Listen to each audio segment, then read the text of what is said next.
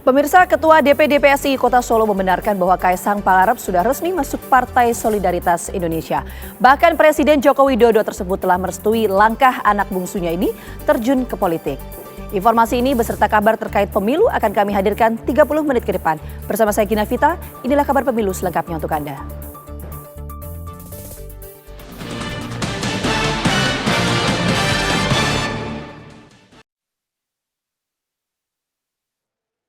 Kita ke informasi pertama di kabar pemilu hari ini. Pemirsa, di mana Ketua DPD PSI Kota Solo membenarkan bahwa Kaisang Pangarep sudah resmi masuk Partai Solidaritas Indonesia. Ketua DPD PSI Solo, Antonius Yoga, memastikan bahwa mawar dalam video yang beredar merupakan Kaisang Pangarep, putra Presiden Joko Widodo. Diceritakan Yoga, sebelum video diunggah ke media sosial, sudah ada pembicaraan antara DPP PSI dengan Kaisang. Dan saat ini Kaisang resmi masuk ke PSI.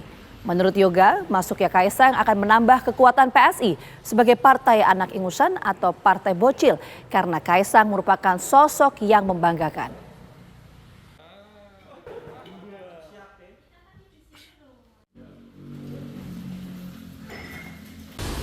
Sebenarnya pembicaraan panjang antara jajaran DPP PSI dengan Mas Kaisang maupun pihak-pihak yang di belakang Mas Kaisang atau bersangkutan dengan Mas Kaisang. Resmi dirilis video bergabungnya dengan nama samaran Mawar kemudian ke PSI. Ditandai dengan di belakangnya ada logo PSI dan diupload di lamanya PSI ID resmi, Instagram maupun Facebook. Mas Kaisang menjadi sosok yang sangat membanggakan bagi kami, anak muda yang hari ini bergabung di salah satu partai politik anak ingusan atau partai politik anak-anak bocil. Sementara itu pemirsa, Presiden Joko Widodo menegaskan dirinya tidak mencampuri keputusan anak-anak yang sudah berkeluarga dalam hal apapun termasuk soal politik. Jokowi mengaku hanya dimintai doa restu, namun tidak pernah bisa melarang anaknya masuk ke politik. Saya kan sudah sering menyampaikan, ya. Anak-anak itu kalau sudah berkeluarga, itu sudah punya rumah sendiri, sudah punya istri, ya sudah harus mandiri dan harus tanggung jawab. Artinya apa yang diputuskan itu pasti sudah menjadi tanggung jawabnya. Udah, itu aja.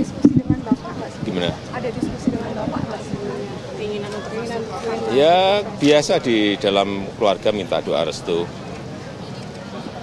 Karena saya bilang tidak pun juga tetap akan jalan.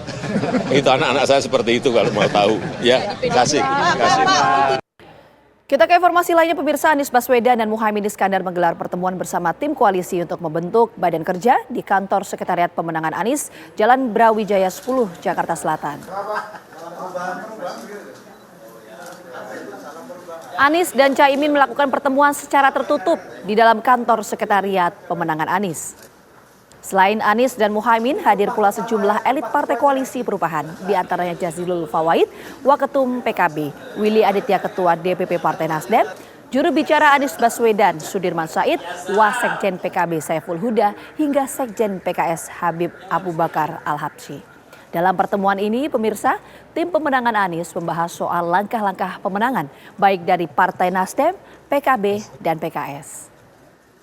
Assalamualaikum warahmatullahi wabarakatuh. Teman-teman sekalian, cukup ya, teman-teman? Isunya khotbah Jumat.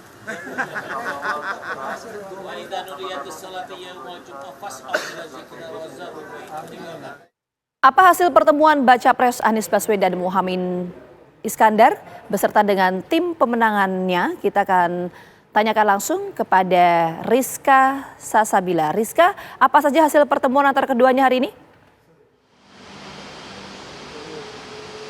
Ya, benar sekali Gina dan juga pemirsa. Pada hari ini Capres Cawapres Anies Baswedan bersama Muhaimin Iskandar dan juga tim elit dari Koalisi Perubahan telah menyelenggarakan rapat kelompok kerja di kantor pemenangan Anies di Jakarta Selatan. Adapun hasil dari rapat Kopja hari ini adalah terbentuknya Badan Pekerja Anies Imin atau yang dikenal dengan Baja Amin.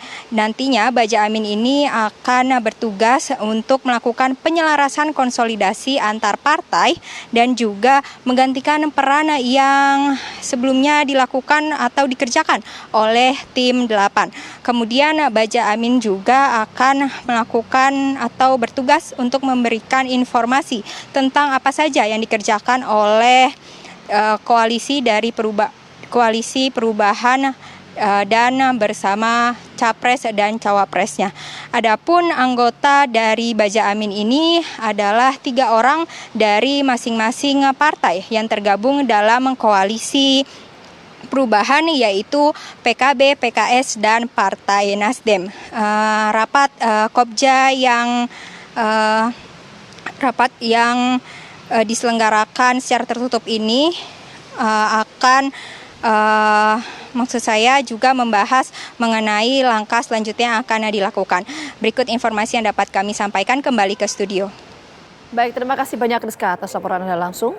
Pemirsa, kita ke informasi lainnya. Mendekati jadwal pendaftaran Capres dan Cawapres, muncul wacana 2 poros koalisi di Pilpres 2024. Padahal sejauh ini ada 3 poros yang muncul.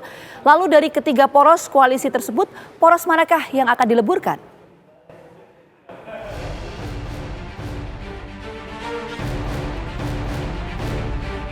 Beberapa hari lalu politikus PKB Zazilul Fawaid melontarkan pernyataan perihal kemungkinan akan ada 2 pasangan Capres dan Cawapres yang bertarung di Pilpres 2024. Padahal saat ini ada 3 poros koalisi yang sudah terbentuk, yaitu poros Anies Baswedan, Ganjar Pranowo, dan Prabowo Subianto. Ada sejumlah alasan Wakil Ketua Umum PKB tersebut melontarkan pernyataan mengenai 2 poros koalisi yang akan bertarung di Pilpres 2024. Pertama, dari sisi anggaran itu memang belum ada anggaran untuk 2 putaran. Yang kedua, dari isu perbincangan publik memang terjadi 2 poros. Nah, poros yang ada itu poros yang memang sebenarnya lebih pada dinamika di elit. Memang mungkin sulit untuk 2 poros. Mungkin menganggap ini hal yang mustahil. Tapi karena ini yang merancang elit saja sebenarnya tidak terlalu mustahil. Politikus PKS Mardhani Alisera sangat menyayangkan jika dalam Pilpres 2024 hanya diikuti oleh 2 pasangan calon. Karena 2 pasangan calon akan menimbulkan perpecahan. Pemerintah juga sudah menyetujui anggarannya jika Pilpres berlangsung 2 putaran. Sayang sekali kalau Pilpres cuma 2 pasang calon. Kita mestinya belajar 2014-2019, 2 pasang calon justru menimbulkan perpecahan. Bagus lebih dari 2 pasang calon. Jika wacana 2 poros dimunculkan, benarkah poros pendukung Prabowo dan Ganjar Pranowo yang akan dileburkan? Lalu seperti apa kalkulasinya? Politikus dari Partai Gerindra tidak menampik jika 2 poros koalisi partai yaitu pendukung Prabowo Subianto dan Ganjar Pranowo berbaur. Namun hal tersebut akan sulit dilakukan, mengingat baik Prabowo maupun Ganjar Pranowo sudah ditetapkan oleh masing-masing partainya menjadi calon presiden. 2 poros, 3 poros, yang penting itu Indonesia rukun. Itu yang paling penting. Ya, apakah nanti ada 2 poros atau 3 poros, yang penting Indonesia rukun, para elit bersatu, itu modal kita bikin Indonesia menjadi maju. Dan yang penting Prabowo capres kan?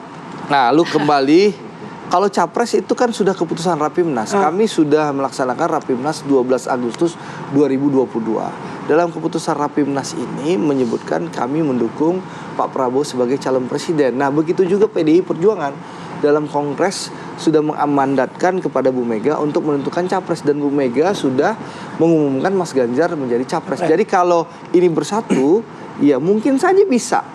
Karena dalam politik segala kemungkinan itu bisa, kecuali menghidupkan orang mati. Tapi sangat rumit dan sangat sulit. Wacana dua poros yang bertarung di Pilpres 2024 muncul dari lingkaran kekuasaan. Karena upaya tersebut dilakukan sebagai sebuah langkah untuk mempertemukan dua poros yang belum menentukan calon wakil presidennya. Siapa mastermind? Saya menduga besar kemungkinan adalah dari lingkaran kekuasaan. Who knows? Apakah Pak Jokowi ataukah lingkaran yang lain? Karena bagaimanapun juga upaya ini dilakukan sebagai sebuah langkah untuk mempertemukan itu. Meskipun kita sejak awal tidak mudah untuk mempertemukan ego para elit ini. Siapa yang kemudian akan mendapatkan posisi nomor 1, nomor 2. Nah itu yang kemudian tidak ketemu sampai sekarang. Tetapi barangkali kan ada elemen yang sudah memiliki data informasi intelijen yang barangkali bisa juga diutak-utik untuk mengarahkan sebaiknya nomor 1, sebaiknya nomor 2. Nah, akankah wacana dua poros yang bertarung dalam Pilpres 2024 terjadi? Mengingat pendaftaran calon presiden dan wakil presiden semakin dekat. Tim TV One mengabarkan. Di tengah memanasnya persaingan antar kandidat calon presiden, suara para alumni Aksi 212 dan pendukungnya menjadi incaran. Informasinya akan kami hadirkan sesaat lagi untuk Anda. Tetap bersama kami di Kabar Pemilu. Pemirsa, Partai Demokrat resmi mendukung Prabowo Subianto sebagai calon presiden dalam pemilu 2024. Prabowo Subianto yang hadir dalam deklarasi menyambut baik dukungan dan siap bekerja sama dengan Partai Demokrat.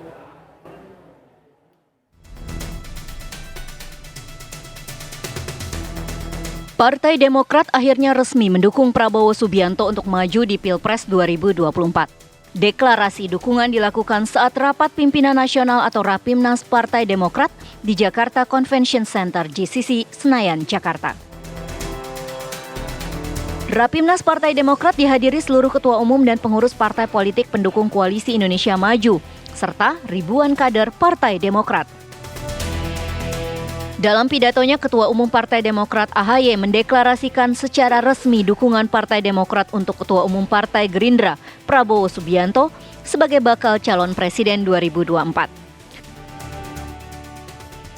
Saya Agus Harimurti Yudhoyono, Ketua Umum Partai Demokrat, secara resmi dan terbuka mendeklarasikan Bapak Prabowo Subianto sebagai calon Presiden Republik Indonesia dalam pemilu 2024. Di hadapan ribuan peserta Rakernas Partai Demokrat, Prabowo Subianto juga menyampaikan pidato politiknya.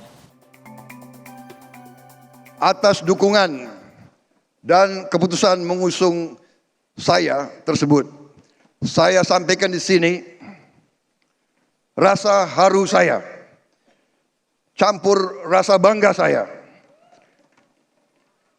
telah diusung, dicalonkan oleh Partai Demokrat. Dukungan tersebut bagi saya adalah suatu wujud kepercayaan dan harapan.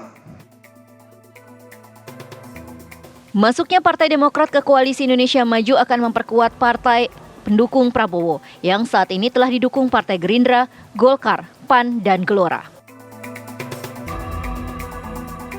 Dari Jakarta, Tim TV One mengabarkan. Di tengah memanasnya persaingan antar kandidat calon presiden, suara para alumni Aksi 212 dan pendukungnya menjadi incaran. Survei terbaru pemirsa menunjukkan bahwa 35 juta orang pendukung Aksi 212 lebih memilih Anies Baswedan dan Prabowo Subianto.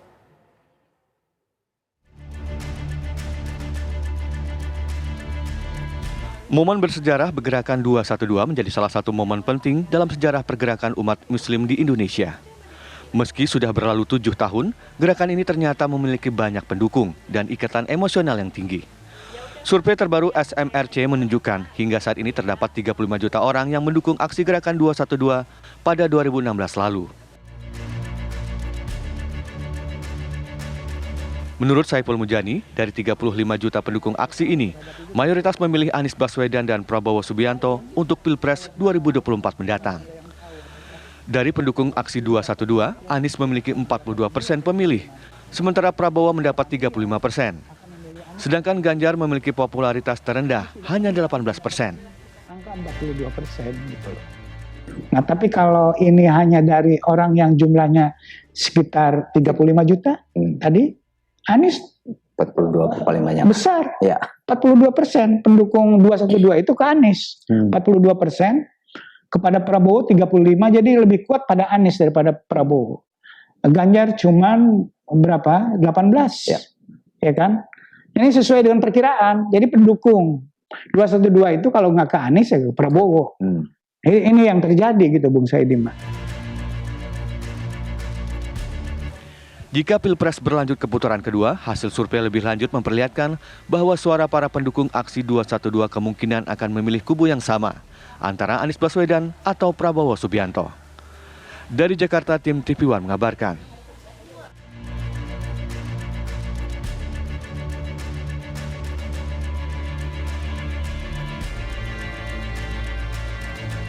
Kita ke informasi lainnya, pemirsa. Berbagai manuver terus dilakukan para pendukung kandidat bakal calon presiden untuk menyuarakan dukungannya. Di Langkat, Sumatera Utara, relawan Ganjar Pranowo memberi edukasi ke jemaah Majelis Taklim, sementara relawan Sandiaga Uno menggelar bazar beras murah di Jakarta.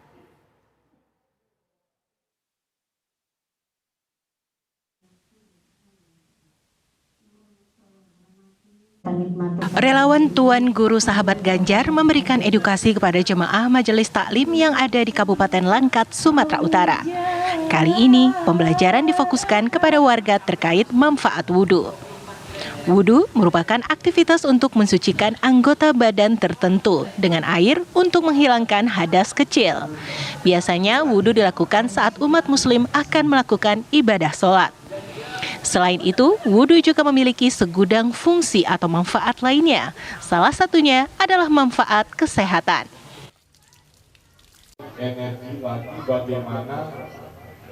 Di tengah melonjaknya harga beras di pasaran, sahabat Sandiaga Uno menggelar bazar beras murah di Sukapura, Cilincing, Jakarta Utara, Sabtu lalu.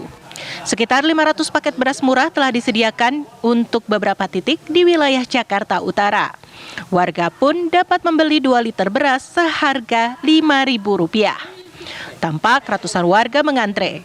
Mereka mengaku sangat membutuhkan program seperti ini supaya harga bahan pokok seperti beras bisa dijangkau dan menekan anggaran rumah tangga mereka. Dari Langkat, Sumatera Utara dan Jakarta, tim TV One mengabarkan. Jangan kemana-mana pemirsa, kabar pemilu akan kembali hadir sesaat lagi untuk Anda. Tetap bersama kami.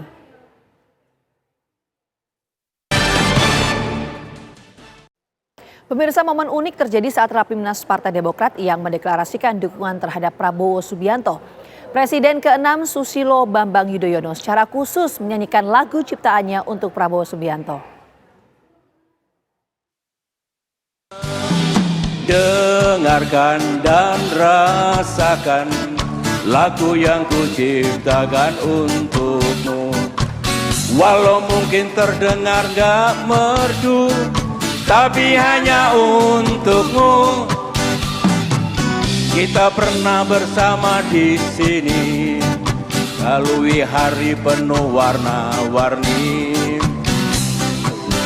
Indah pelangi, tapi kita pernah bermimpi. Percayalah padaku, meski di gelap malam kamu gak sendirian. Dan semua bintang yang ku tinggalkan temani kau sampai akhir malam.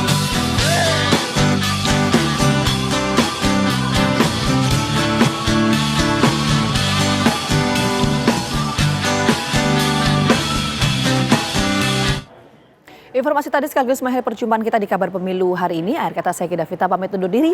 Selamat sore, sampai jumpa.